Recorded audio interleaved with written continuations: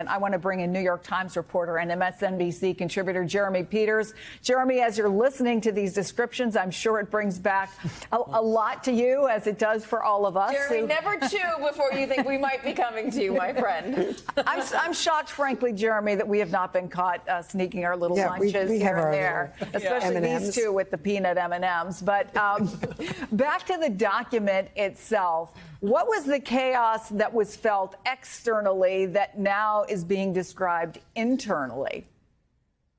Right. Well, you have to remember that what was going on, at the end of the Trump campaign was such an unusual and historic bit of chaos. You had the Access Hollywood tape that came out that, it really kind of upended our understanding of the Trump campaign and how American voters would react to this type of controversy. And it turned out that voters ended up looking the other way at the end of the day. They heard what he said on that tape, the vulgarities that I don't need to describe here, and they elected him president anyway. And I think that's what, if I were in the minds of Trump's lawyers, I would be thinking about as I, cross-examine Michael Cohen. Like, really, was he that concerned about this Stormy Daniels issue when he had just been elected president, knowing what we know he said about women at that point? There is an interesting part of one of his books that I pulled out, Jeremy, from Michael Cohen's books, where he wrote, "Would I still be in the Donald Trump cult if I hadn't paid for my experience with time in prison?"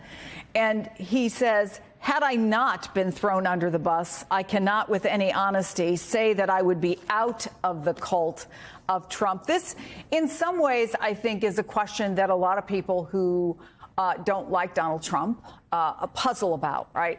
How can people, after having heard the tape, continue to vote for him? How could women continue in any numbers at all to vote for him? How could evangelicals continue to vote for him? And in some ways, maybe part of the question is about how serious they thought that really was. Oh, Donald Trump had an affair. We all know people who have had affairs. Is that a reason not to vote for somebody for president? How the jury might see this, how differently they might view this in terms of the seriousness, the intensity of what the prosecution is showing here. There is a change, I think, in the way people view a lot of things in the world in a post-Donald Trump era.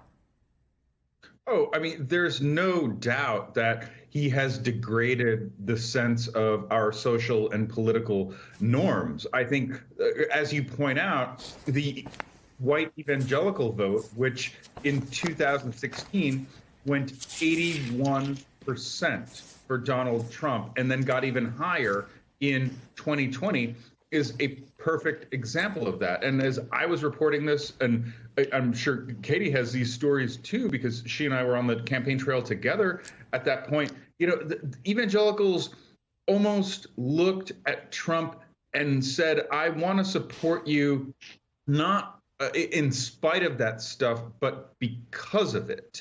And what I mean by that is they looked at Trump and they saw the messiness in their own families.